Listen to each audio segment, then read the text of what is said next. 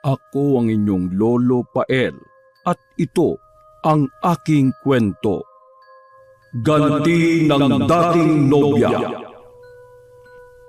Clemente, ano itong nababalitaan ko? Sabi-sabi ng mga tao dyan sa labasan nililigawan mo daw yung anak ni Aling Maria na si Susan. Totoo ba? Yun nga po, Lolo, yung gusto ko pong sabihin sa inyo kanina pa eh. Gusto ko po sanang maging nobya si Susan. Nililigawan ko na po siya pero hindi pa niya ako sinasagot eh. Sigurado ka ba dyan sa ginagawa mo, iho? Oo naman po. Napakaganda po kasi niya. Maputi, sexy, maamo ang muka.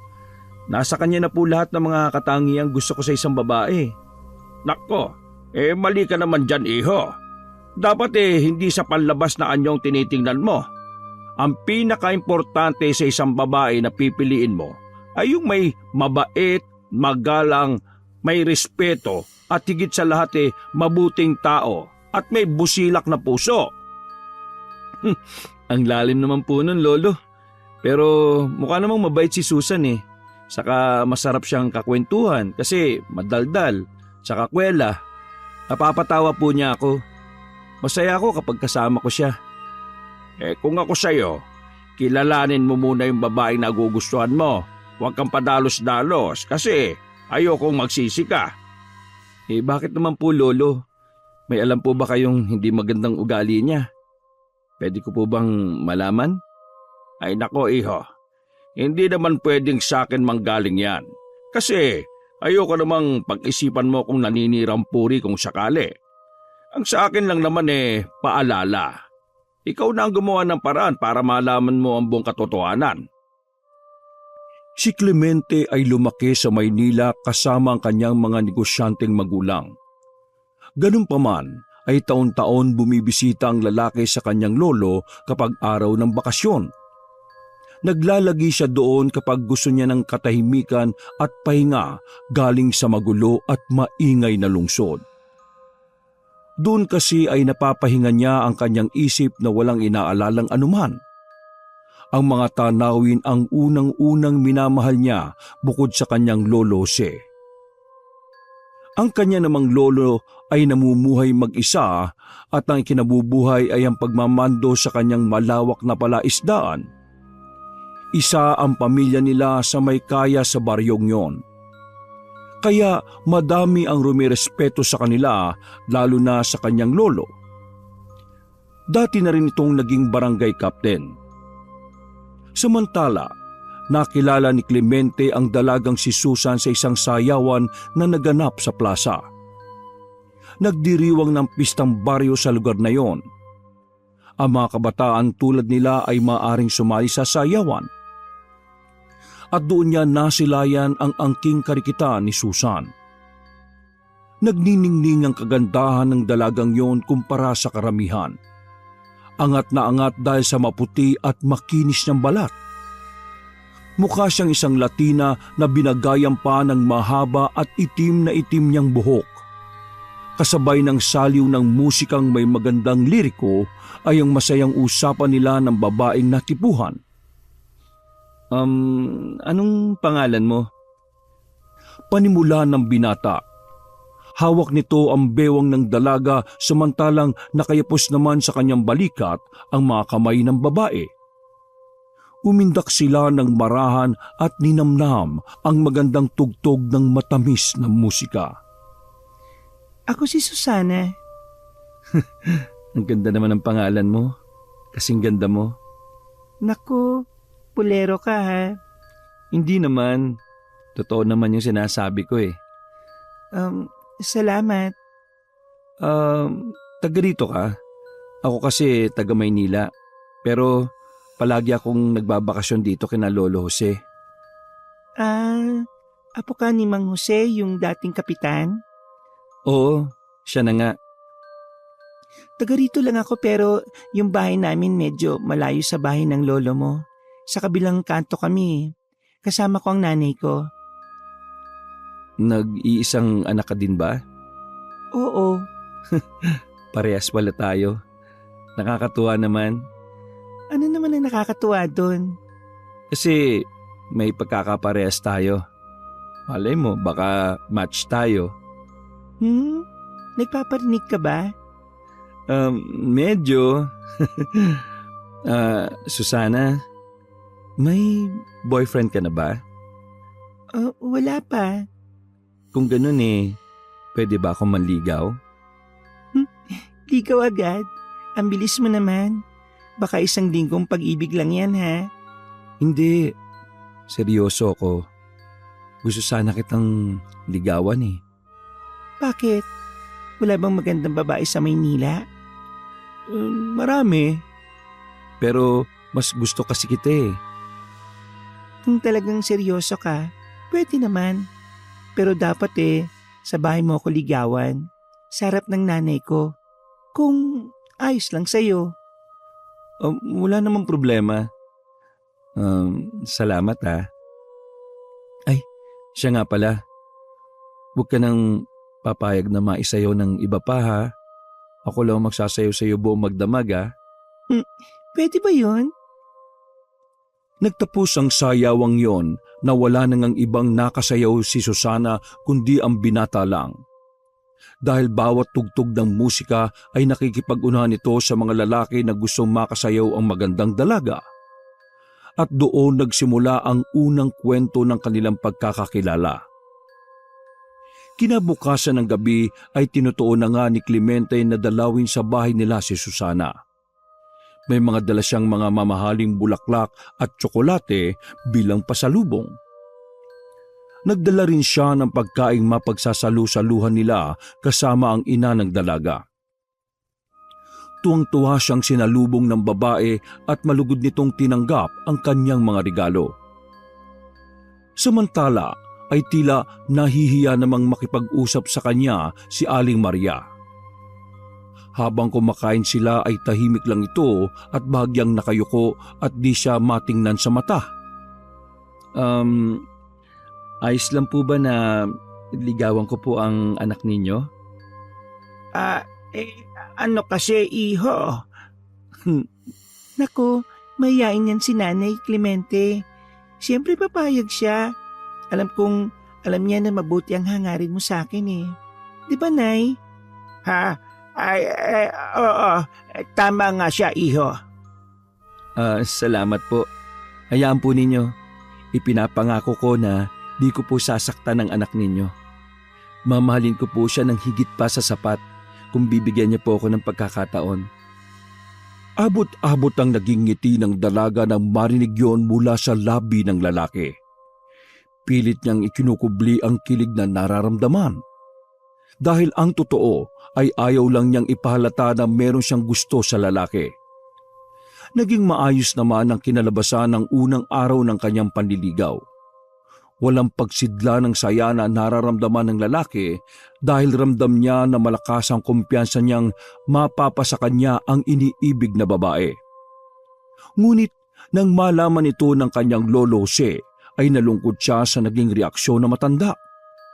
Tila ipinahiwatig nito ang pagkadisgusto sa babae sa hindi niya malaman na dahilan. At yun ang gusto niyang alamin.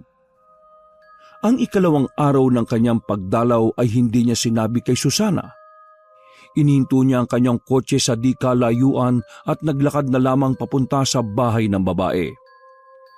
Nasa tarangkahan pa lang ang binata ay naririnig na niya ang malalakas na boses ng mga taong nasa loob ng bahay. Dahan-dahan siyang lumapit. Nagkubli siya sa gilid ng bahay at nakinig ng di sinasadya sa naging usapan ni Susana at ng kanyang ina. Ano ka ba naman, Susana? Hindi ka pa ba nakapagsaing? Abay tanghali na. Bakit ka magagalit sa akin? Ano ba ako katulong mo? Hindi naman sa kinakatulong ka dito sa bahay. Ang sa akin lang naman maanong tumulong ka naman sa mga gawain dito. Ang tamad-tamad mo. Ano ba naman yan, Nay? Kaya aga-aga naninermon kayo. Ang totoo niyan kagigising ko lang kaya di pa ako nakakapagsaing. Hindi ka pa nakapagsaing pero ako nakapaglaban na ng sandamakmak na maruruming damit mo. Dapat pala ikaw na lang ang naglaban nito sa ilog at ako na lamang naiwan dito sa bahay para maghanda ng pagkain. Ano? Ako paglalabahin nyo? Abanay naman. Alam niyo naman na hindi yan pwede kasi masisira ang kamay ko. Gusto mo bang gumaspang ito? Masisira ang magaganda kong kuko. Ay nako, ang arte mo. Akala mo naman ikinaganda mo yung kaartehan mo. Ay nay, huwag ka magsasalita ng ganyan ha. Hindi mo ba alam na yung maliligaw ko ngayon si Clemente ay apo ni Mang Jose? Alam ko. Ano ngayon? Kailangan po kasi maging maganda ako palagi. Hindi pwede yung ganito. Nai-stress ako sa mga pinagsasabi nyo eh. Kayo din, pag pumangit ako, baka mag-back out yun sa panliligaw sa akin. Magba-back out yun pag nalamang tamad ka. Hindi naman siguro kasi tsaka naman na hindi niya ako gagawing alila kung sakali mang siya ang makatuluyan ko. Ay nakabahala ka nga. O siya, pumunta ka na lang sa tindahan at ikuha mo ako ng isang sardinas. Ha? Sardinas na naman? Kung nagtatrabaho ka ba naman kasi, di sana natutulungan mo ako sa mga gastusin dito sa bahay. Alam mo namang ako lang ang nagtataguyod sa ating dalawa kaso mas pinipili mong magmukmok dito sa bahay at magantay ng grasya. Ay naku, huwag ka mag-alala, Nay. Darating ang panahon at may aahon din kita sa hirap. Huwag ka na nga muna magsalita ng tapos. Ang gawin mo ngayon ay iahon na lang muna ako sa gutom. Sige na. Bumili ka na ng sardinas. Umalis ang babae. Naiwang tulala ang binata. Di niya akalain ang kinagigiliwang dalaga ay may ugali palang di maganda. Palasagot ito sa magulang at mataas ang tono kapag nagsasalita. Malayong malayo sa nakausap niya at nakilala niyang masayahing babae. Pero kahit ganoon ang kanyang narinig, ay mas nanaig ang pagmamahal niya kay Susana. Sabi sa isip ay totoo naman ang sinabi nito na kapag siya ang nakatuluyan nito ay hindi ito magiging alila, kundi magiging reyna sa palasyong bubuuin niya para sa babae. Marahan siyang naglakad at umuwi ng tahimik. Nagpatuloy ang kanilang pagliligawan at pag-uusap sa telepono habang hindi pa muling nakakabalik ang lalaki sa bahay ni na Susana. Hanggang sa isang araw ay mismong si Susana na ang nag-aya para sa isang date. Hindi niya sinabi sa telepono na meron na itong balak na sagutin ng lalaki. At tulad ng nakaraan, mas napaaga ang dating ni Clemente sa bahay ni na Susana. Nasa labas pa lamang siya ay naririnig na naman niya ang malakas na boses ng dalaga na nakikipagtalo sa ina. Dahan-dahan itong lumapit sa may bintana at sinilip kung ano ang nangyayari sa loob. Hindi ba't sinabi ko sa inyo na plansahin niyo yung damit ko, inay? Bakit naman hanggang ngayon lukot-lukot pa din to? Nakalimutan ko nga, anak. Saka madami pa kasi akong ginagawa dito sa bahay. Hindi ko na maasikaso yan. Pero ngayon yung date namin ni Clemente. Biglang nawala ng kuryente. Halos mamilog ang mga mata ng dalaga dahil sa pagkamatay ng linya. Anak nang, ayan na nga ba sinasabi ko brownout na. Paano to? Anong gagawin natin dito? Paano to mapaplansya? Kasi naman, dapat kanina'y ginawa mo na. Nakikita mo naman na hindi na ako magkanda-ugaga sa paglilinis at pagsasaayos sa mga ilalako kong paninde. Ganon? Ako ba ang sisisihin mo? Ay nako, sinasabi ko sa inyo. Pag ako napangasawa ko si Clemente, ay nako. Ano? Tatalikuran mo na ako kasi yayaman ka na. Talagang yayaman na ako. Pero kung di mo magagawa ng paraan tong damit kong isusuot, sigurado ko sa inyo, Nay, mangyayari ang kinatatakutan nyo na yan. Talaga namang napakasama ng pag-uugali mong bata ka. Wala pa man akala mo na kung sino ka. Hindi mawawala sa akin si Clemente, Nay. Dahil ngayong araw ay sasagutin ko na siya. At kung mag-aaya na kagad siya sa akin ng kasal, tatanggapin ko yung kaagad. Ay naka, kawawang lalaki. Anong kawawa? Ang swerte kaya niya sa akin. Magandang lahi ang may bibigay ko sa kanya. Magandang lahi nga pero pangit naman na buhay. Maganda ka nga pero masama naman ang ugali mo. Ay nako, masama na kung masama. Wala akong pakialam. O ayan, gawa mo ng paraan yan. Kitang-kita ng binata na ibinato ni Susan ang kanyang bestida, diretso itong tumama sa mukha ng ginang. Nasaktan si Clemente sa ikinikilos na iyon ng minamahal na babae. Napagtanto na niya ang sinasabi ng kanyang lolo. Hindi si Susana ang klase ng babaeng pwedeng pakasalan at maging asawa. Unti-unti ay nilisan niya ang pok na iyon at agad na nagpaalam sa kanyang lolo na babalik na ito ng Maynila. Bakit naging bigla naman yung pag-uwi mo? May nangyari ba? Napansin ng matanda ang nakalukot na mukha ng apo at ang laglag nitong balikat. Alam niyang may matinding pinagdaraanan nito at hindi rin normal na bigla nitong tinatapos ang kanyang pagbabakasyon. May natitira pa siyang 1 linggo kaya nagtaka siya kung bakit bigla na lamang nagpaalam ang apo. May problema ba? Pwede mo namang sabihin sa akin, Apo. Nagugulan kasi ako, lolo eh. Ano bang bumabagabag sa'yo? Ang totoo po ngayong araw po sana ako sasagutin ni Susana. Kaso wala na po akong balak na siputin siya eh. Ha? Bakit naman? Tama ka, lolo, sa sinabi mo sa akin na dapat kilalanin ko muna yung babae na gusto kong ligawan. Maganda po siya, pero masama po ang ugali Ayoko kasi sana na manggaling sa akin yan. Pero matagal ko nang alam na ibang ugali ng batang yon. Medyo maldita sa kanyang ina at bastos. Oo, nakita ko nga po Hindi ko po lubos maisip na sa likod ng magandang muka ay may nakatagong pangit na kalooban. Pangit na pag-uugali. Kaya nga sana maging makilatis ka. Nagpaalam ka na ba sa kanya? Hindi na po. Ang totoo niyan nandun ako kanina pero hindi na po ako nagpakita. Ang lagay, iwan mo na lang siya na di mo man lang sinasabi yung dahilan kung bakit di mo na itutuloy yung panliligaw mo sa kanya. Hindi na po siguro kailangan. Baka po kasi magalit siya sa akin Hindi ko po alam kung kaya kong marinig yung mga sumbat niya kung sakali.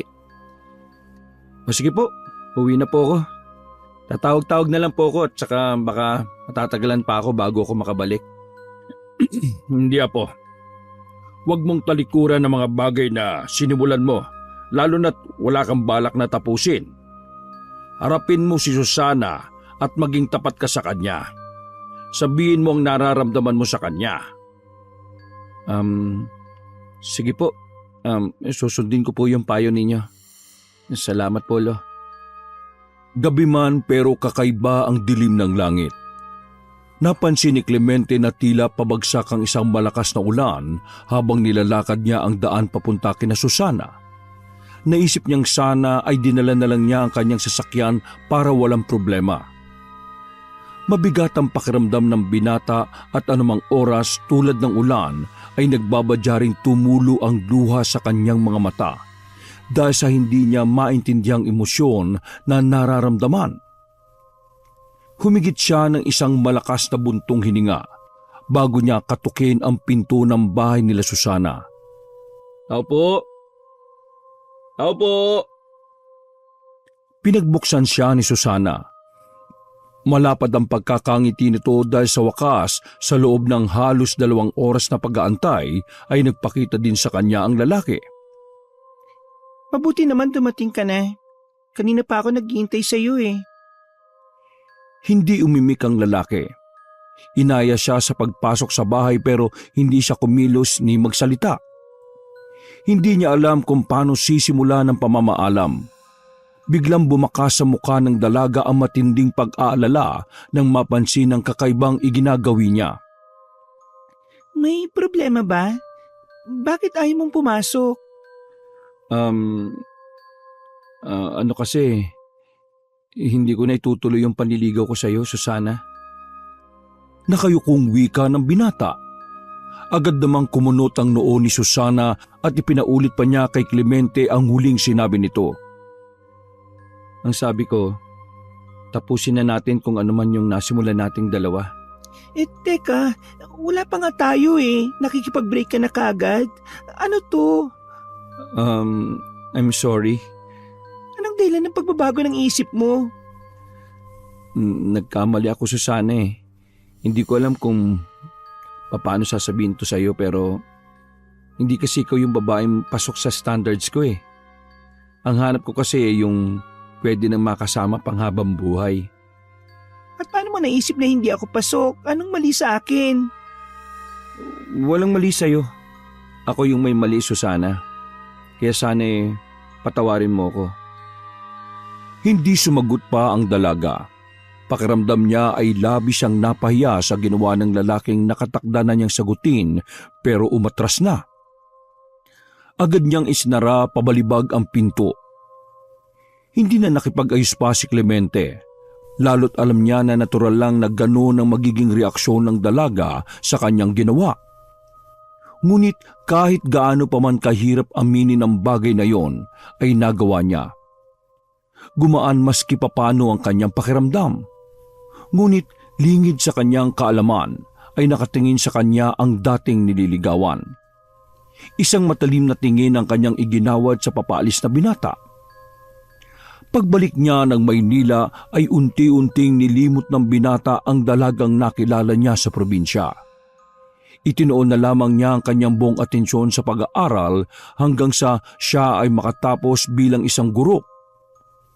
Bagamat mula sa isang may kayang pamilya ay mas pinili nito ang pagiging isang guro. Pangarap kasi niya ang makapagturo sa mga batang walang kakayahang makapag-aral. Madalas siyang magboluntaryo na sumama-sama sa iba't ibang programa na may kinalaman sa pagtulong sa mga nangangailangang mga bata. Sa isang baryo na misang pinunta nila, nakilala niya ang isang babaeng ang pangalan ay Josie.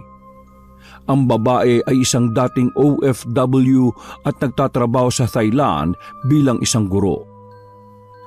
Nang magkakilala sila, ay agad naramdaman ni Clemente na may kakaibang kuryente siyang naramdaman habang kausap ang dalaga. Mayumi ito at maganda. Hindi siya masyadong madaldal at medyo formal kung magsalita, pero magaan lang ang kanyang boses. Ingat na ingat sa kanyang mga kilos. Natuklasan niya kung anong klase ng babae si Josie nang minsang mapadpad siya sa mismong baryo ng babae. Kilalang kilala pala siya sa kanilang barangay bilang ninang ng bayan dahil mahilig sa pamimigay ng mga regalo lalo na kapag merong mga okasyon. Kinagigiliwan din siya dahil mahusay siyang makisama. Pinananabikan palagi ang kanyang pagdating sa baryo galing sa abroad. Dahil tsak na kung hindi ito magpapakain ng masarap na pagkain, ay nagpapa-outing ang dalaga sa mga magagandang pasyalan. Mula namang galing sila Clemente sa baryo ni na Josie ay sumama na rin at nakilahok ang babae sa pagboboluntaryo. Hanggang sa isang araw habang namimigay sila ng mga nakasupot na groceries at school supplies sa mga bata, ay bigla na lamang nawalan ng balanse ang babae habang naglalakad. Napatid ito sa isang nakausling bato. Mabuti na lamang ay naging mabilis ang ginawang pagkilos ng binata. Nasulon niya ang dalaga gamit ang matipuno niyang bisig. Tila tumigil ang oras nang biglang magtagpo ang kanilang mga mata. Kakaiba ang tibok ng kanyang puso na parang mas lalong natukso sa lamyos ng boses ng babaeng hawak. Salamat. Bumitaw sa pagkakahawak ang babae nang maitayo siya ni Clemente. Mag-iingat ka ha? Oo nga eh. Ay nako, ewan ko ba kung saan ko naman na yung pagiging lampa ko. Isang ngiti ang iniwan ng dalaga bago ito tumalikod palayo sa binata. Ang hindi nakita ng lalaki ay hawak nito ang kanyang dibdib na parang nais niyang muling titigan ng binata na sumalo sa kanyang pagkahulog. Gusto niya sanang lingunin ang gwapong mukha nito, ngunit naunahan siya ng matinding kaba. Samantala, si Clemente naman ay huminto na rin sa pagakbang at agad na tumingin sa likuran. Pero wala na roon ang babaeng nakabangga. Ang unang nilang pagkikita na yon ay muli pang nasundan. Hanggang sa hindi inaasahang pagkakataon ay muli niyang nakita si Josie sa eskwelahang napasukan niya. Nag-apply ang binata bilang guro sa paaralan kung saan nagtuturo na pala si Josie at nagkataong ang dalaga ang tinawag ng punong guro upang magbigay ng mga impormasyon na dapat itong malaman at masabi dito ang ilang mga patakaran ng paaralan at iba pa.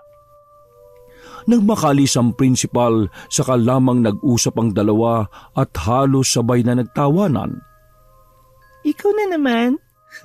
Small world, no? Dito ka pala nagtuturo? Oo, wala pa akong 3 buwan dito. Tulad mo, bago din. Hindi na kasi ako bumalik sa Thailand dahil iba pa rin talaga kapag nasa sarili tayong bansa. Baka kasi kaya di ka na nakabalik sa ibang bansa kasi may ibig ipahiwatig ang tadhana. Ano? Kunwaring pagtatanong ng dalaga maski narinig naman niya ang sinabi ng binatang kausap. Wala. I mean, ayos ba dito? Oo naman, ayos lang ako. Sabay na nagtawanan ng dalawa at doon nagsimula ang kwento ng kanilang pagmamahalan. Naging masaya sila sa piling ng isa't isa. Naging maayos ang takbo ng kanilang relasyon.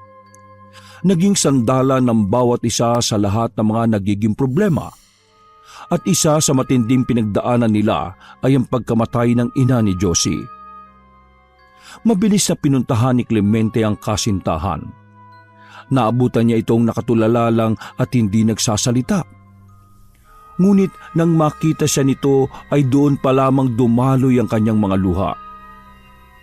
Pinatayo niya sa kinauupuan ng babae at niyakap niya ito hanggang sa tumahan. Wala na si Mama. Iniwanan niya ako. Mag-isa na lang ako, Clemente.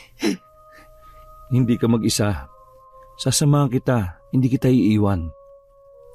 Nagpatuloy sa pagluha ang dalaga at halos mabasa na ang damit ng lalaki. Handa kitang samahan sa buhay, Josie. Wika ng lalaki na nakapagpatigil sa pag-iyak ng dalaga nang makuha ang ibig sabihin nito. Lumipas ang ilang buwan at araw, mas lalong naging malalim ang ugnayan ng dalawa. Hanggang sa isang araw ay bigla na lamang nag-propose ang binata sa minamahal na babae. Seryoso ka ba? Oo naman. Ilan pa ba ako nagbiro? O ano? Anong sagot mo sa tanong ko? Will you marry me? Sige na nga. Anong sige na nga? Sige na oo, magpapakasal ka na sa akin? O sige na napipilitan ka lang? Yes ang sagot ko. Agad nitong niyakap ang babae na mahigpit. Labis ang tuwa na kanyang nararamdaman sa pagpayag na iyon ni Josie. Ang kanilang pagsasama pagkatapos ng kasal ay isang larawan ng isang perpektong pagsasama na kung saan di kailanman nila naging sakit sa ulo ang isa't isa. Ang kanyang napangasawang babae ay walang ibinigay na problema. Ipinakita nito ang pagiging malambing, mapagmahal at maalaga na misis. Mahal, gusto ko sanang magbakasyon muna tayo sa probinsya ng lolo eh. Ayos lang ba sa'yo? Kay Lolo si ba? Naku, siyempre gustong gusto ko, no? Magugustuhan mo doon, promise. Maganda, malinis ang hangin, tahimik ang kapaligiran. Tapos, sariwa yung mga prutas. Ano ka ba? Huwag mo nang isi-isayin yung mga katangian ng probinsya. Alam mo nung bata pa ako, dinadala din ako ni Mama doon sa Bulacan. Taga doon kasi yung angkan niya eh. Taga roon pala kayo. Nakakatuwa naman. Magkalapit lang pala tayo ng probinsya. Ako ay sa Nueva Ecija lang. Sa Pantabangan. Diyan ba yung may dam? Parang maganda nga dyan kasi napapanood ko sa mga vlog sa YouTube. Alam ko merong hanging bridge na magandang pasyalan tapos ano nga yun, yung dam na sinasabi mo, nakalitaw na ngayon yung lumang bayan na pinalubog para magkaroon ng dam. Dating bayan na pinalubog? Ibig sabihin mga bahay, munisipyo at... Sementeryo. Lahat yun kita na kapag bumaba ang level ng tubig. Hindi ka ba natatakot doon? Hindi. Bakit mo naman inisip na nakakatakot ang bayan namin? Ewan ko ba? Parang kinabahan ako bigla eh. Hindi ka ba yan nadulot ng takot? Kabayan kasi bigla kang na-excite. Siguro nga. Oo, tama ka. O siya, kailan tayo pupunta? Sa isang araw. Pwede na ba? Kahit anong araw pa yan, no? Oo naman, pwede. Makalipas ang 2 araw ay bumiyahe na ang bagong mag-asawa pauwi ng probinsya. Sabik na sabik silang sinalubong ng kanyang lolo Jose. Sumalubong din ang ilang mga tauhan ng matanda at tila nakiusyoso sa kung ano ang itsura ng naging asawa ni Clemente. Hindi kasi lingid sa kanila na niligawan nito dati ang dalagang si Susana. May mga nagbulungan at sinabing mas maganda ang dati nitong niligawan kaysa sa kanyang asawa. Ngunit nang binati sila at inasikaso ni Josie maski pagod sa biyahe ay napagtanto ng mga ito na merong mabuting puso ang babae. Agad din nilang nasabi na tunay ngang masigit na maganda si Josie kung ikukumpara kay Susana. Mabuti naman at nadalaw kayo dito sa amin mga anak. Halika kayo sa loob. Salamat po, Lolo. Totoo nga pala yung sabi ng asawa ko na talagang maganda ang lugar ninyo. Abay, salamat naman iha at nagustuhan mo. Naging palagay agad ang puso at isip ng babae sa lugar at sa mga tao na nakasalamuhan niya sa tahanan ni Lolo Jose. Ayon sa kanya ay tunay na mababait at masayahin. Samantala, ng bandang hapon ay nagpaalam si Clemente at ang kanyang lolo na pupunta lamang sa kanilang isdaan. Hindi na sumama si Josie. Pinili na lamang niyang magpaiwan kasamang isang kasambahay na matanda. Plinano nila na magluto ng isang masarap na hapunan. Habang naghihintay ng oras ang babae ay lumabas ito sa bakuran ni Mang Jose.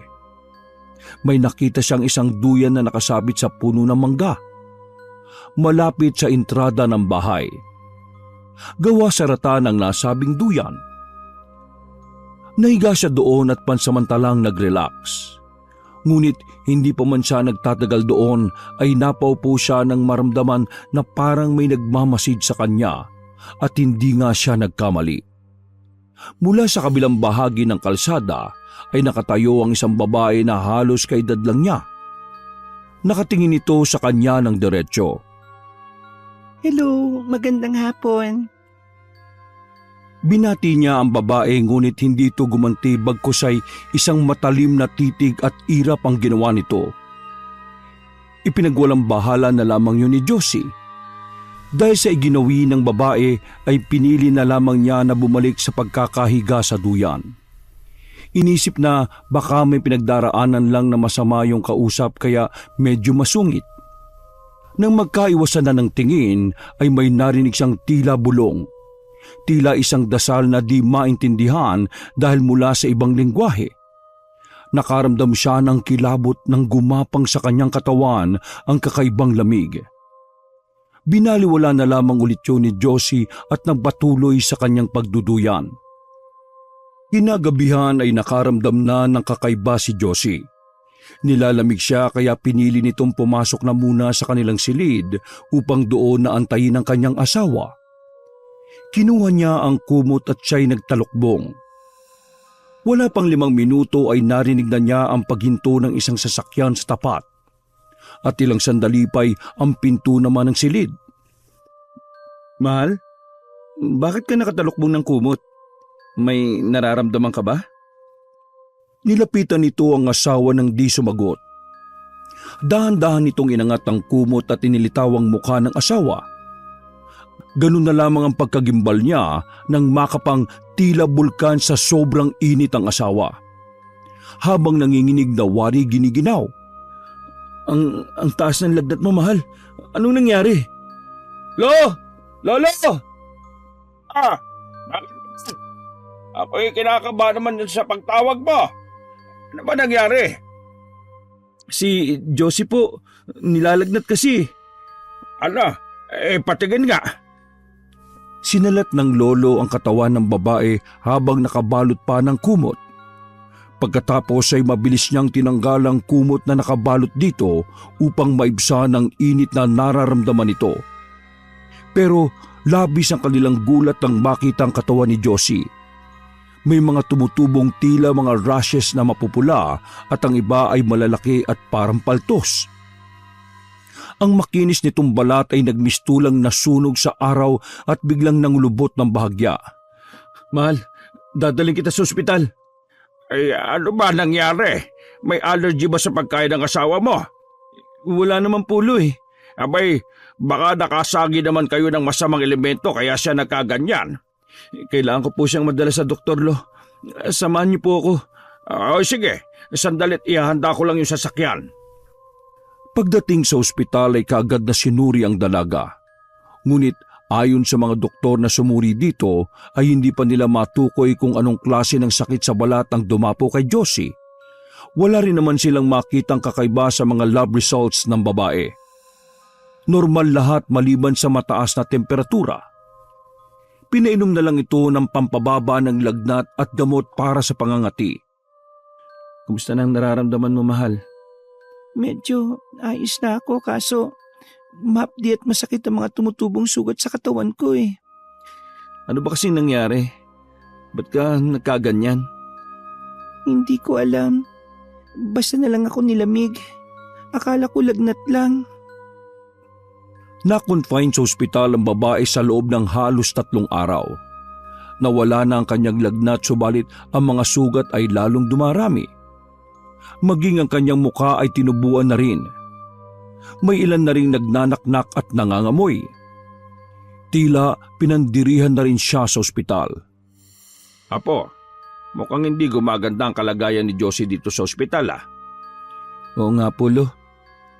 Kung subukan kaya natin siyang ipatingin sa kilala kong albularyo. Po? Subukan lang naman natin. Total mas lalong lumalala lang yung kalagayan niya dito sa ospital. Bakit nyo naman po naisip na dalhin siya sa albularyo? Sa palagay ko kasi ay maaring engkanto o kulam ang dahilan kung bakit nagkaganyan ang asawa mo. Kulam po? Sino naman po mangungulam sa kanya? Hindi ko alam, pero mabuti pa uwi na lang muna natin si Josie. Dahil kung totoo ang hinala ko na kulam yan, walang magagawa ang mga doktor sa kanya. Pagkalabas ng ospital ay agad bumiyahe ang mag-anak papunta sa Lupaw. Doon naninirahan ang kaibigang albularyo na matanda na ayon dito ay isang pugaw. Tinawag na pugaw ang matandang albularyo dahil kabilang ito sa grupo ng mga ifugaw at galing siya sa Benguet. Nakapag-asawa ng taga Nueva Ecija kaya doon na sila nanirahan sa bayan ng Lupaw. Pagkakita pa lamang sa dumating ay kaagad na silang sinalubong ng isang matanda na halos kay edad lamang ni Lolo Jose. May katangkaran ng lalaki at kakikitaan ng magandang pangangatawan. Aba, Jose, ikaw pala yan. Oo, abay kumusta ka na? Long time no see Kaya nga hindi na ako nadadalaw sa inyo doon sa Pantabangan kasi eto, nag-aalaga na ako ng apo ko. Kaibigan, meron sana akong ilalapit sa iyo Alam ko na, kanina ko pa nararamdaman. Sige, dali nyo dito ang pasyente. Agad ipinasok sa loob ng bahay ang naka-wheelchair na si Josie. Kumuha ng planggana na may tubig ang matanda at kandila. Sinindihan nito ang kandila at pinaikot-ikot yun sa planggana habang binibigkas ang orasyon na tanging siya lamang ang nakakaalam. Habag na habag naman ng lalaki sa kinasapitan ng asawa. Nasa tabi lang siya nito habang hawak ang palad ni Josie. Hindi nito pinandirihan ng asawa sa kabila ng nagnanaknak nitong mga sugat. Maya-maya ay naghugis babae ang patak ng kandila sa planggana na may tubig. Babae ang may kagagawa ng pangungulam. Sinasabi ko na nga ba hindi maganda ang kutob ko sa pagkakasakit mo Malakas ang ginamit na kulam ng sinumang taong gumawa nito sa iyo. Sa palagay ko ay napakalaki ng galit niya kaya nagawa nito ang ganitong klase ng bagay. Pero wala pa naman po akong nakaalitan. Sino naman po kayang gagawa nito sa akin? Kumalma ka lang. Aalamin natin kung sino. Sige po. Nararamdaman ko ang presensya ng masamang espiritu sa iyo. Handa ka bang sumailalim sa aking panggagamot para malabanan natin ito? Opo, please. Nakikiusap po ako sa inyo. Paggalingin niyo po ako. Tulungan niyo po ako. Tutulungan kita sa abot ng aking makakaya. Ipikit mo lang yung mata mo at magsisimula na tayo. Pakinggan mo lang yung sasabihin ko, ha? Agad kinuha ng albularyo ang tila maliit na kahoy na hugis krus pagkuway kanyang dinasalan at tinipan ng orasyon. Maya-maya ay biglang nanglupaypay ang katawan ni Josie. Hinawakan ng matanda ang hinlalaki nito sa paa at inipit doon ng maliit na kahoy. Ay! Bumasag sa buong katahimikan ng nakakakilabot na sigaw ni Josie. Ibang sigaw na yon. Nanlisik din bigla ang mga mata nito habang tinititigan ng matandang albularyo. Nagngangalit ang bibig nito. Bakit mo kinulam ang babaeng ito? Subalit imbis na sagutin ay biglang humalakhak ang babae. Kaya mas lalong diniinan ng matanda ang pagkakaipit ng kahoy. Lalong nasaktan ang nakasapi kay Josie. Bakit mo kinulam ang babaeng ito? Magsalita ka! Wala kang pakialam. Pakawalan mo na ako! Hindi kita pakakawalan at mas lalo kitang sasaktan kung di mo sasabihin sa akin ang dahilan kung bakit pinaparusahan mo si Josie. Si Josie wala ang pangalan niya. Ang pangit, kasing pangit niya. Ba't arugante ka pala? Bakit? Maganda ka ba? Kung hindi mo na itatanong, ako ang pinakamagandang babae sa lugar namin. Itong babae na to, wala siya sa kalingkingan ng ganda ko. Maganda ka? Kung ganon, anong dahilan mo para patubuan pa ng mga sugat ng babae? Parang pakiramdam ko ay naiinggit ka. Akala ko ba mas maganda ka sa kanya? Mas maganda naman talaga ako sa kanya. Pero narinig kong kinukumpara siya ng mga tao sa akin. Hindi ko matanggap na sabihin nilang mas maganda siya. Ganon ka ba bawang dahilan?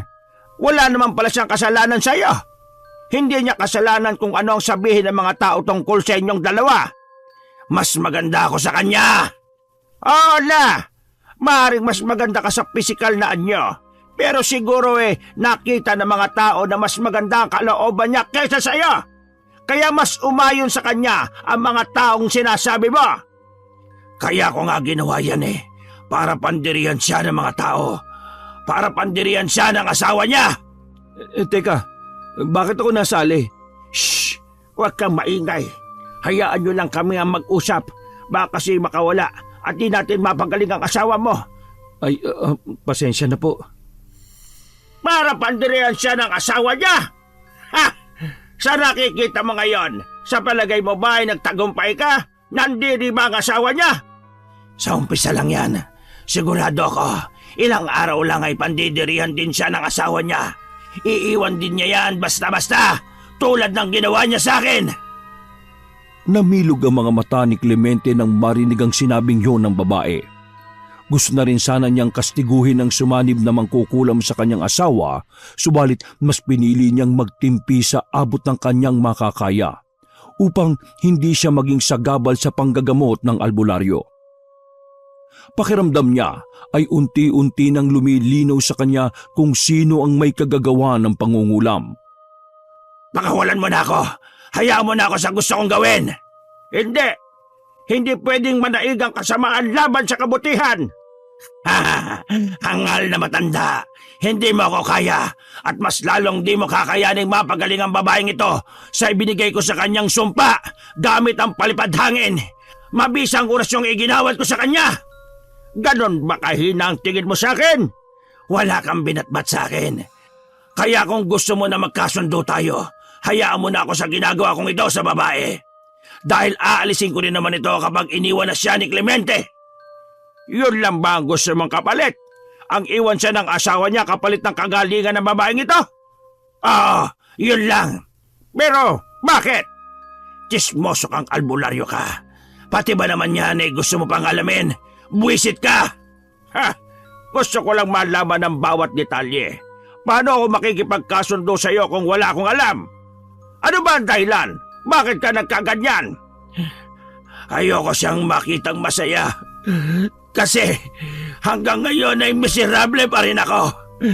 Hindi ko pa rin nababawi yung sarili ko mula nang iwan niya ako. Walang hiya yung lalaking yan.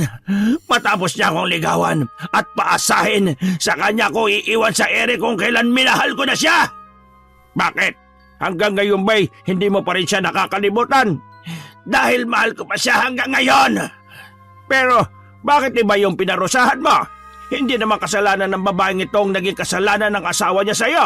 Naisip mo ba yon? Ibang tao ang sinasaktan mo. Hindi ka ba nakukonsensya? Naglolokohan ba tayo, tanda? Alam kong alam mo na ang mga tulad kong alagad ni Satanas ay walang konsensya. Kaya manahimik ka. Pakawalan mo na ako. Umihip sa hangin ng albularyo matapos itong muling umusal ng orasyon.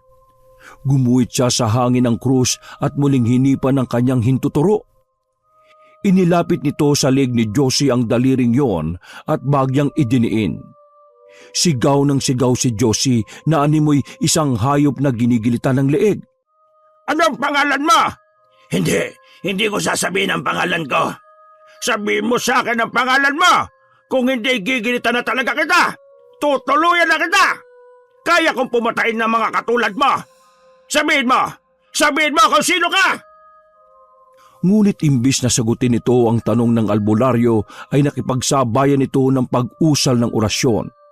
Hindi ito napaghandaan ng albularyo. Sa isang iglap ay nawalan ng malay si Josie. Hindi, nakawala na siya. Paano po yan? Mapapagaling niyo pa po ba yung asawa ko? May isa pang paraan, iho. Huwag ka mag-alala. Yung ginawa ko kanina ay ang pinakamadali sanang paraan ng kanyang pagpapagaling. Dahil kung tinanggal nung mangkukulam ang sumpa mga 3 araw gagaling na ang asawa mo. Sige po, gawin niyo po lahat na makakaya niyo para maalis ang kulam sa kanyang katawan. Nakikiusap po ako. Mahal na mahal ko ang asawa ko. May idea ka na ba kung sino ang may kagagawa nito? Mukhang meron na po. Kasi isang babae lang naman ang nasaktan ko. Kung ako yung tinutukoy niya. Mukhang kilala ko na rin kung sino apo. Pero hindi ba't sinabihan kita noon na magpaalam ka ng maayos sa kanya upang hindi ka magkaproblema? Ginawa ko naman po yun, Lolo Maayos po ako nagpaalam sa kanya. At sinabi ko po yung dahilan ko kung bakit di ko na itutuloy yung panliligaw ko. Lolo, akala ko nagkaayos na kami nun Hindi ko siya niloko. Wala akong ginawang masama sa kanya. Maaring ikaw ganon ang tingin mo. Pero mukhang dinamdam niya o nasaktan siya kasi marami na siyang inasahan kung sakaling maging kayo Hindi ko naman kasi alam na gusto na rin niya ako Akala ko kasi yung yaman ko lang ang gusto niya. Tulad nung palagi niyang isinusumbat sa nanay niya. Masama pala talaga ang ugali ng babaeng yon, ano? Abay, tama lang na di mo itinuloy ang panliligaw sa kanya. Mahirap ang magkaroon ng asawang mangkukulam dahil ikaw ang una niyang pagpapraktisan kung sakali. Marami akong alam na kwentong ganon. Kung hindi asawa, ay anak ang unang kukulamin. Malakas kapag napatay niya nang di sinasadya ang kanyang unang biktima. Pero paano kaya siya naging mangkukulam? Lolo, dati na ba siyang ganon? Ang alam ko ay hindi. Wala naman napapabalita noon na mangkukulam ang nanay niya. Kailan lang nung kumalat na isa na ngang mangkukulam si Susana. Napakrus si Mang Jose ng kanyang mabanggit ang pangalan ng babae. Tila ba siya ang nangilabot?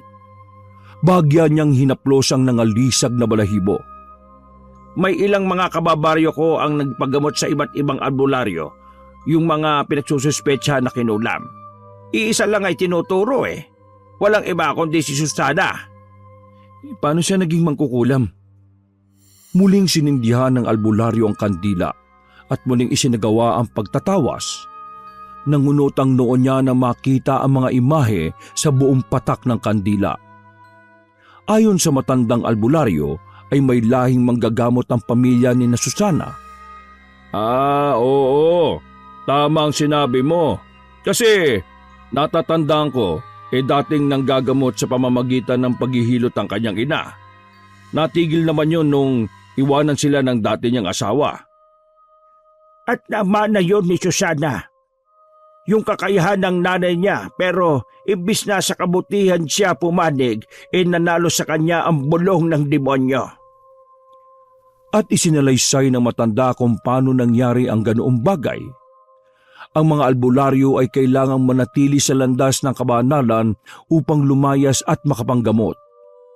Subalit mayroong pagkakataon o minsan na susubukin sila sa pamamagitan ng isang temptasyon na lalapit sa kanila at susubukin sila ng demonyo.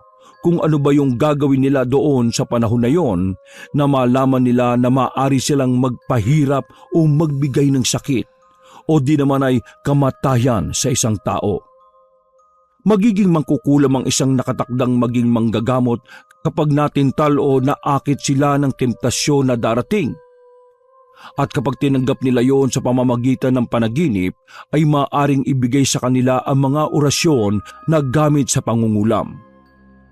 Madalas na dahilan kung bakit ito tinatanggap ng mga nagiging mangkukulam ay dahil may galit sila sa isang tao na gusto niyang paghigantihan.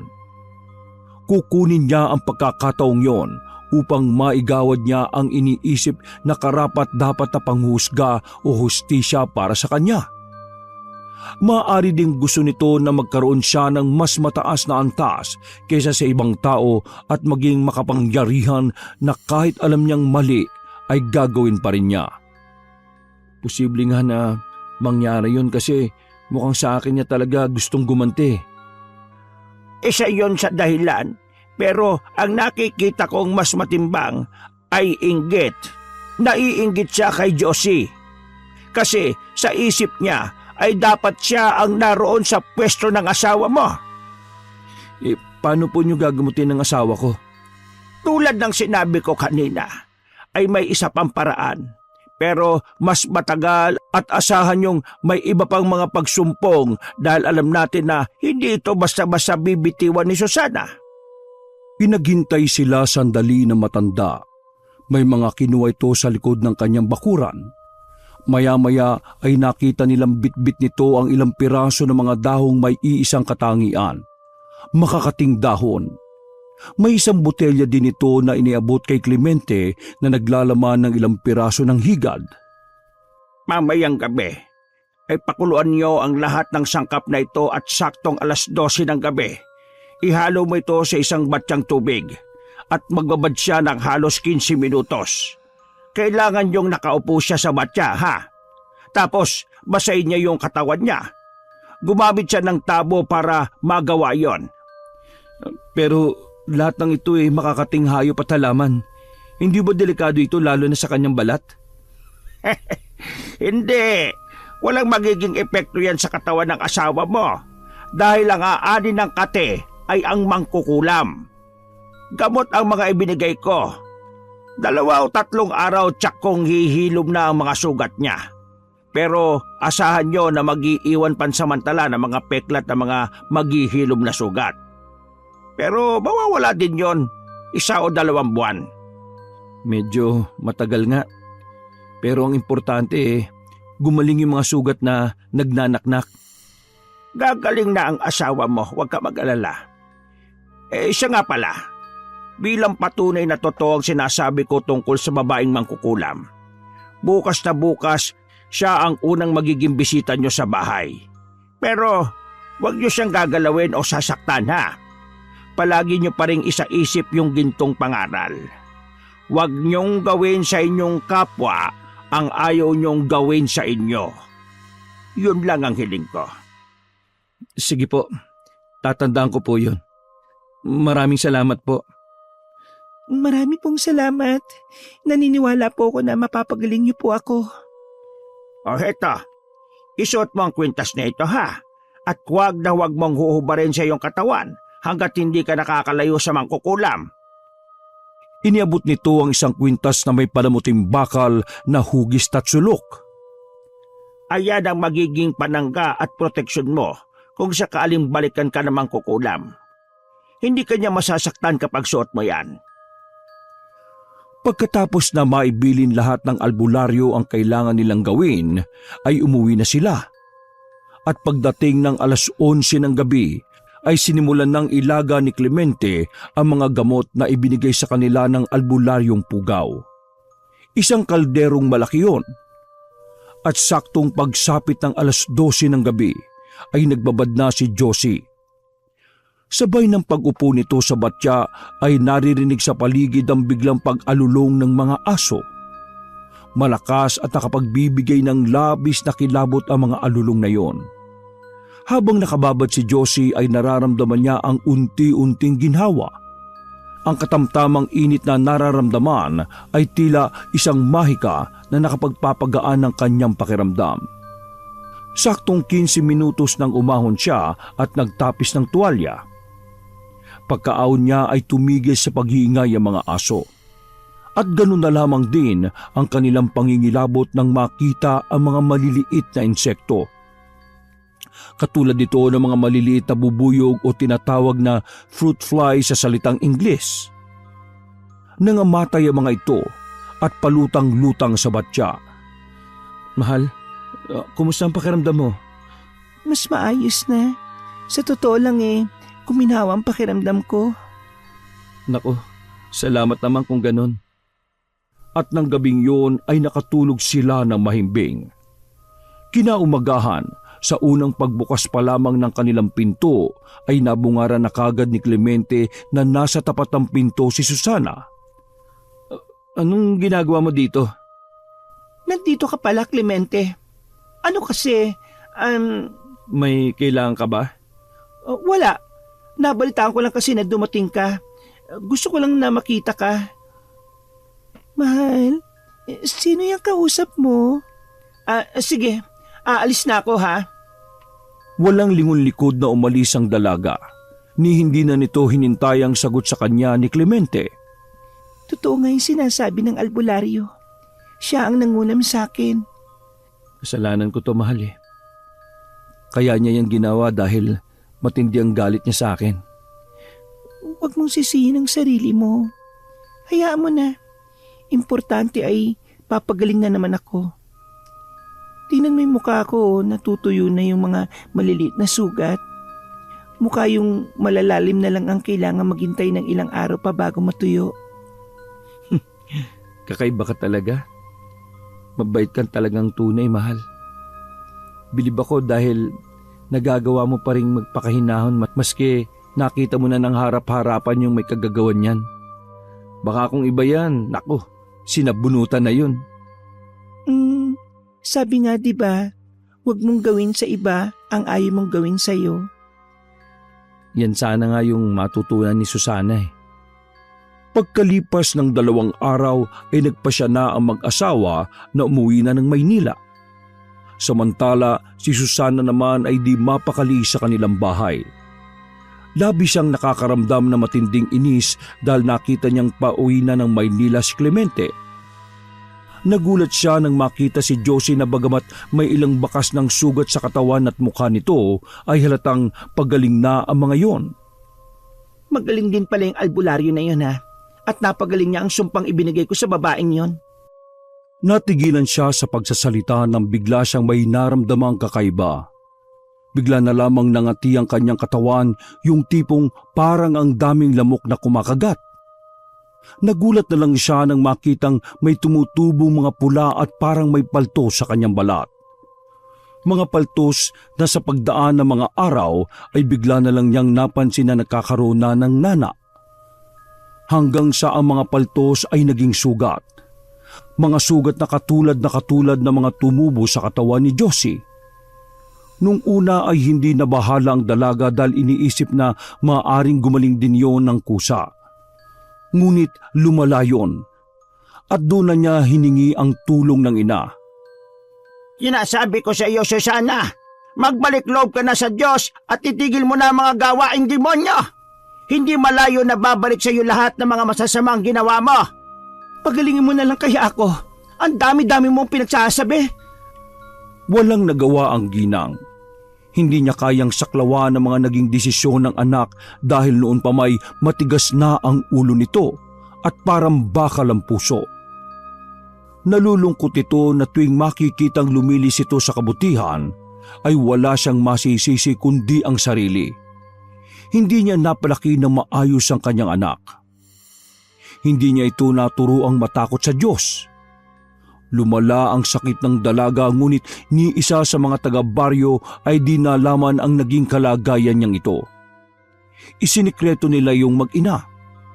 Bagamat natagalan ang kanyang pagpapagaling, ay nagawa pa rin ni Aling Maria na lapatan ng tamang gamot ang kanyang anak.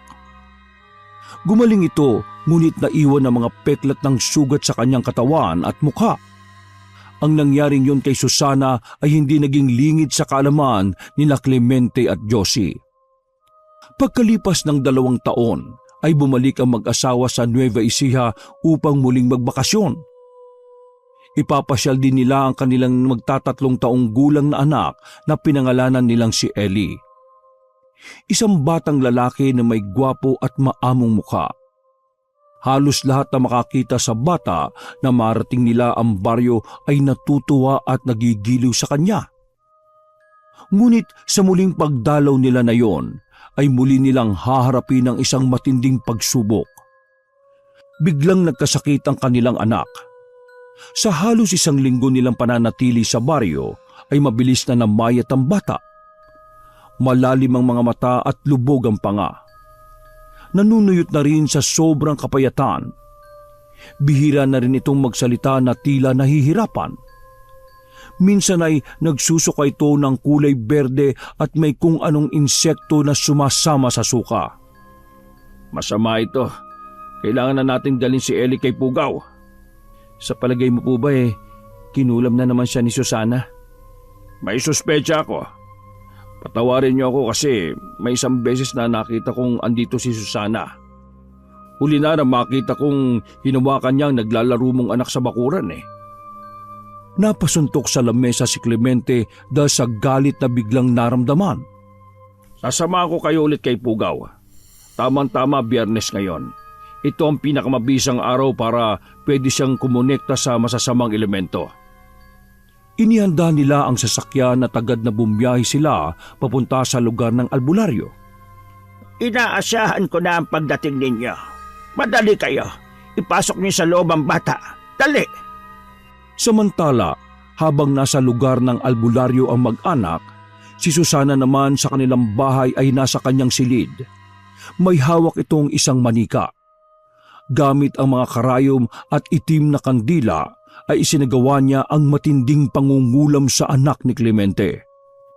Kung hindi ako nagtagumpay kay Josie noon, titiyakin ko, Clemente, na buhay ng anak mo ang magiging kabayaran sa pagsira mo sa buhay ko.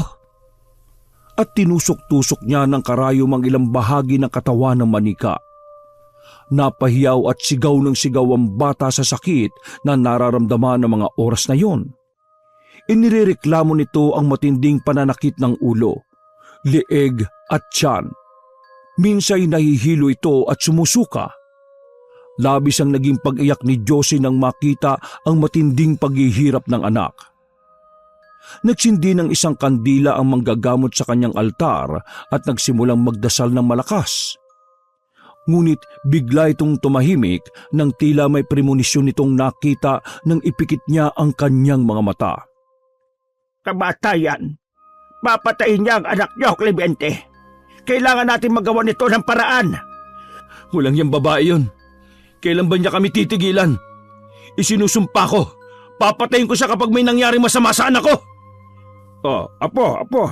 Kumalma ka. Ano ba? Hindi, Lolo. Sobra ng babaeng yun Bakit kailangan niyang idamay niya ang anak ko? Sa galit niya sa akin. Bakit hindi na lang akong parusahan niya? Tutal, ako naman ang nagkasala sa kanya Una, si Josie. Tapos ngayon, ang anak ko naman. At sinabi ng albularyo na wala na talaga sa matinong pag-iisip ang isang taong sarado na ang utak dahil sa inggit. Mag-ingat ka. Alam mo bang nakikita ko na hindi siya titigil hanggat hindi ka nasisira? Ganun na lang ba talaga kalaki ang galit niya sa akin para pati anak ko ay hingi niyang kabayaran? Subukan niya! Hindi ako magdadalawang isip na patayin siya! Walang mangyayari kung galit natin ang paiiralin natin siya ngayon. Kailangan kong mag-isip ng paraan para mapagaling ang anak mo. Itong sumpang ibinigay sa kanya, kamatayan lang ang magiging lunas. Anong ibig niyo sabihin? Kailangang may mamatay para mailigtas siya. Ako! Handa akong mamatay para sa anak ko! Ako na lang! Nakikihusap ako sa inyo! Hindi mo kailangang isakripisyo ang buhay mo, iho. May ipapagawa ako sa iyo pero kailangan magawa mo sa loob ng isang araw. Dahil kung hindi, ay mamamatay ang anak mo. Sige ho, sabihin niyo, gagawin ko. Mabuhay lang ang anak ko. Kunin mo yung manika na ginagamit sa anak mo at palitan mo ng buhok ng babaeng yon. Sige po, gagawin ko po yon.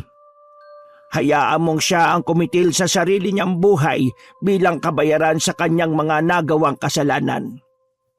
Inuwi na nila ang bata. Wala na itong lakas at tila oras na lang ay lalambungan na siya ng kadiliman. Hindi naman mawala-wala ang mga luha sa mata ni Jose. Siya ang masigit na nasasaktan sa sinapit ng anak. At mas lalo pa yung namalisbi sa mga luha nang biglang nasabi ng anak ang salitang, "Babay, Mama." Hindi anak, huwag please, gagaling ka. Clemente, nakikiusap ako, tulungan mong gumaling ang anak ko. Hindi ko makakaya pag may nangyaring masama sa kanya. Hating gabi pa lamang ay nagsimula ng magmanman si Clemente sa bahay nila Susana. Nang matiyak na tahimik na ang lahat, ay dahan-dahan itong lumapit sa bahay ng dating nililigawan. Nakiramdam siya sa mga taong nasa loob ng tahanan. Hindi niya magawa ang kanyang balak dahil pakiramdam ni Clemente ay tila walang balak na matulog ang mga tao na nasa loob. Samantala ay naagaw ang kanyang pansin ng tila may humihikbi sa loob. Pinakinggan niya itong mabuti hanggang sa makilala niya ang nagmamay-ari noon. Alam niyang hindi yon si Susana. Umiiyak ang nanay ng babae sa hindi niya malamang dahilan. Lumapit siya sa silid na alam niyang pagmamay-ari ng babae. Dahil gawa sa sawali ang bahay na yon at medyo luma na, ay naganap siya ng kahit na munting butas upang masilip niya ang loob ng silid. Tila naman pinakinggan ng kanyang dasal nang makakita siya ng butas na singlaki halos ng piso. Sapat na yon upang makita niya ng malinaw ang ginagawa ni Susana. Madilim ang kabuuan ng silid. Naisip niyang tulog na ang babaeng pakay. Subalit sa isang iglap lang ay biglang lumiwanag dahil sa sinindihang itim na kandila. Nakasuot si Susana ng isang itim na sutana at merong siyang belong itim. May hawak itong manika. Sa isip ay sinasabi niyang yun na marahil ang manika na tinutukoy ng albularyo. Nagsimulang umusal ng orasyon ng babae. Isang salita na di niya kayang unawain. Kuyom ang kanyang mga kamao habang pinakikinggan ang malademonyong paggalakhak ni Susana. Gusto niyang sugurin ng babae. Gusto niyang sa oras na yon ay saktan na ito, lalo pat alam niyang sa mga oras na yon ay para niyang nakikita ang paghihirap ng anak. Subalit umalingaw-ngaw sa kanyang tenga ang sinabi ng albularyo. Kailangan magawa nito ang kanyang misyon. Umusal siya ng dasal sa Panginoon na bigyan pa siya ng kahit na konting pagtitimpi upang di makapatay ng tao. Sa kanyang pagdilat ay muli siyang sumilip sa butas. Ngunit biglang nanghina ang kanyang tuhod nang makita ang kasalukuyang anyo ni Susana. Kulubot ang balat nito. Nanlilisik ang mga mata at may malalaking sungay ito sa noo. Isang demonyong nakikita niyang tumutusok ng karayom sa manika. Tuluyan na siyang napaupo dahil sa panghihina. Tumayo siya at dahang-dahang naglakad. Sinikap niyang lumayo. Nang marating niya ang kabilang kalsada, ay saka pa lamang siya nakahinga ng maluwag. Nilukuban siya ng takot sa nakita. Hindi niya akalaing makakakita siya ng totoong anyo ng demonyo. Diyos ko, anong laban ko sa isang demonyo? Paano? Paano ko may liligtas ang anak ko? Laglag ang balikat niya na nagsimulang maglakad pa uwi. Agad siyang sinalubong ng kanyang lolo nang makita siyang parating. Ano apo? Nagawa mo ba? Anong nangyari? Bakit parang wala ka sa sarili? Lolo, hindi ko kaya. Anong hindi mo kaya? Anong ibig mo sabihin? Nakita ko siya habang nangungulam. May sungay siya. Malaki. Isa siyang demonyo, Lolo. Natigilan ng dalawa sa pag-uusap nang biglang marinig ang malakas na pag-iyak ni Josie. Agad silang tumakbo papasok sa kinaroroonan nitong silid. Clemente! Ang anak natin! Nakita ng lalaki ang naging anyo ng anak. Halos pa isa-isa na lang ang naging paghinga nito. Tinubuan na rin ito ng mga sugat at bukol sa katawan. Nagnanaknak at sobrang mabaho na tulad ng nabubulok na patay na hayop. Itakbo na natin siya sa ospital. Hindi na. Mas mahihirapan siya kung ibabiyahe pa natin. Apo, sa huling pagkakataon, pilitin mong maging matapang. Para sa anak mo, may pag-asa pa hanggat nakikita natin siyang humihinga. Sa narinig niya sa kanyang lolo ay tila muling umusbong ang katapangan sa kanyang isip at puso. Sige anak, ipaglalabang kita. Haharapin ko maski demonyo para mabawi ang buhay mo. At muli na siyang naglakad pabalik sa bahay nila Susana. Pagsapit ng madaling araw ay nakita niyang umalis sa mag-ina. Hindi niya alam kung saan patungo ang mga ito. Nang bagyang nakalayo ang dalawa ay pumasok siya sa pinto sa kusina. Nagpasalamat ang lalaki dahil mukhang pinagbigyan siya ng pagkakataon dahil mukhang nakalimutan ng mag-ina na isara ang nasabing pinto. Pumasok siya sa silid ni Susana. Agad niyang nakita ang manika na nakasabit sa dingding malapit sa higaan ng dalaga. Kukunin na sana niya yon subalit sa di inaasahang pagkakataon ay bumalik ang mag-ina. Narinig niyang bumukas ang pinto. Ikinubli niya ang katawan sa ilalim ng katre ni Susana. Naging mabilis ang pagtibok ng kanyang puso nang bumukas at iniluwa ng silid na yon ang babaeng ayaw na ayaw niyang makita ng oras na yon. Kasunod noon ng kanyang ina. Ano ka ba naman, Susana?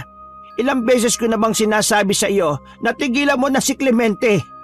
Bakit pati naman yung inosenteng batay idinamay mo? Wala ka na ba talagang awa?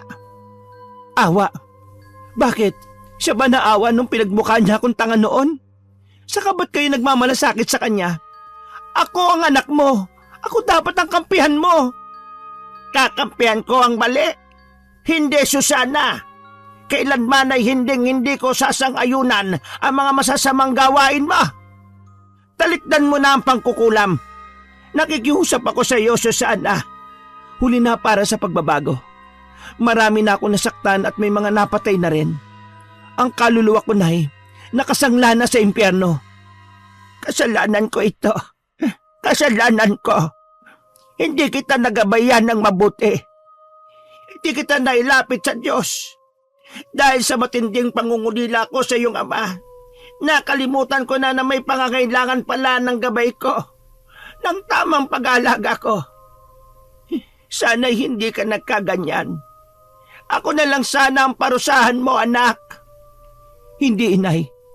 Wala akong ibang pagbabayarin ng kasalanan sa akin ni Clemente kundi ang buong pamilya niya. Hindi ko siya hahayaang maging masaya. Papatayin ko ang anak niya. Anak, makinig ka nga sabi sa akin. Tara, nanay. Tatanghaliin na tayo sa pamamalengke. Kailangan natin makabili ng ating kakanin mamaya. Kasi magdiriwang tayo sa magiging tagumpay ko. Walang nagawa matandang babae sa gusto ng anak. Bagamat tutol ay nagpatianod na lamang ito. Sabay silang lumabas ng bahay. Yun ang magandang pagkakataon na hinihingi ni Clemente. Agad niyang kinuha ang manika at inalis doon ang buhok ng kanyang anak. Buhok na palihim na kinuha ni Susana nang malapitan nito ang bata.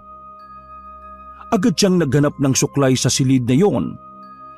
Kinuha niya ito at inilagay sa manika kung saan niya kinuha ang buhok na tinanggal niya sa suklay ni Susana. Nang magawa niya yon ay mabilis niyang tinalunto ng kalsada. Nang marating niya ang bahay ng lolo ay nakita niyang sinalubong siya ng umiiyak na asawa. Ano nangyari sa anak ko? Huwag mo sabihin. Ilang saglit na katahimikan ng namayani sa pagitan ng mag-asawa. Nang walang ano-ano'y bigla siyang niyakap ng asawa at ibinulong nito na bumuti na ang kalagayan ng kanilang anak. Ang luhang nakita niya kanina ay luha pala ng kaligayahan. Talaga? Ibig mo sabihin ay nagtagumpay ako? Oo, iniligtas mo ang anak natin, Clemente. Tayo na, tingnan natin siya. Hinihintay ka na ng anak mo. Pagbungad sa pinto ng silid ay nakita niyang nakaupo na sa kama ang anak at sinalubong siya ng isang matamis na ngiti. May hawak itong laruan sa kanyang mga kamay. Mayroon pa ring mga sugat sa kanyang katawan, subalit ang nakikita niyang paglakas ng bata ay isa ng mabuting sinyalis ng kanyang paggaling. Samantala, nakabalik na ang mag-ina. Pagdating pa lang nila galing sa pamamalengke ay agad na nagkulong sa kanyang kwarto si Susana. Nanlilisik ang mga mata nito habang nakatingin sa manika. Kinuha niya yon. Ito na ang araw at eksaktong oras ng aking paniningil sa iyo, Clemente. Sinira mo ang buhay ko. Ipinagkait mo sa akin yung buhay na pinangarap ko. Akala ko'y makakatakas na ako sa kahirapan nang dahil sa iyo. Pero traidor ka. Pinaasa mo lang ako. Isang malakas na katok ang narinig ng dalaga. Pinipigilan siya ng ina sa gusto nitong gawin na tuluyang pagpaslang sa anak ni Clemente. Anak, nakikiusap ako. Tigilan mo na yan. Kung mahal mo ko, ipakinggan mo ako. Mahal kita, Nay. Pero hindi sapat ang pagmamahal na yon para sundin ko ang gusto ninyo. Hayaan niyo ako sa gusto kong gawin. Anak, huwag mong gawin sa iyong kapwa ang ayaw mong gawin sa iyo. Ngunit imbis na pakinggan siya ng anak, ay bigla nitong sinakalang manika at tuluyan itong pinugutan ng ulo. Isang malakas na kalabog ang narinig niya mula sa labas ng pinto ng kanyang silid. Agad niya itong binuksan at ganun na lamang ang kanyang pagkagulantang nang makita ang kanyang ina na naliligo sa sarili nitong dugo. Nakandusay ang katawan ng matanda sa sahig at wala itong ulo. Nakita niyang gumulong yon sa di kalayuan. Ang ulo ng ina. Nakaharap sa direksyon niya habang ang mga mata nito ay dilat na nakatingin sa kanya. Agad ibinalik ni na Clemente ang anak sa albularyo. Binigyan ito ng albularyo ng proteksyon laban sa pangungulam. Pinahiran din ito ng langis ang sugat ng bata. Ayan, gagaling na ang anak ninyo. Wala na kayong dapat pang alalahanin. Anong mangyayari kay Susana? Aanihin na niya ang lahat ng kabayaran sa kanyang mga kasalanan. Ang suklay pala na pinagkuhanan ni Clemente ng buhok ay suklay pala ng ina ni Susana. Kaya sa kanya nangyari ang ginawang pangungulam ni Susana. Hindi pa man nakakabawi sa gulat sa nangyari sa ina, ay napansin niyang muli na tinutubuan siya ulit ng mga sugat at bukol sa katawan. Lumipas sa mga araw ay lumala ang kanyang kalagayan. Nang makita ng mga tao ang kanyang kalagayan, ay walang nangahas para siya ay tulungan. Batid na kasi ng mga ito ang ginagawa niyang pangungulam kaya iwas na ang mga ito sa kanya. Walang silbi ang pinagmamalaki niyang kagandahan dahil sa nangyari sa kanya.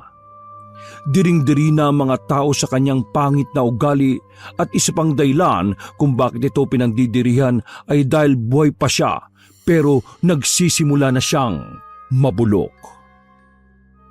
Wakas!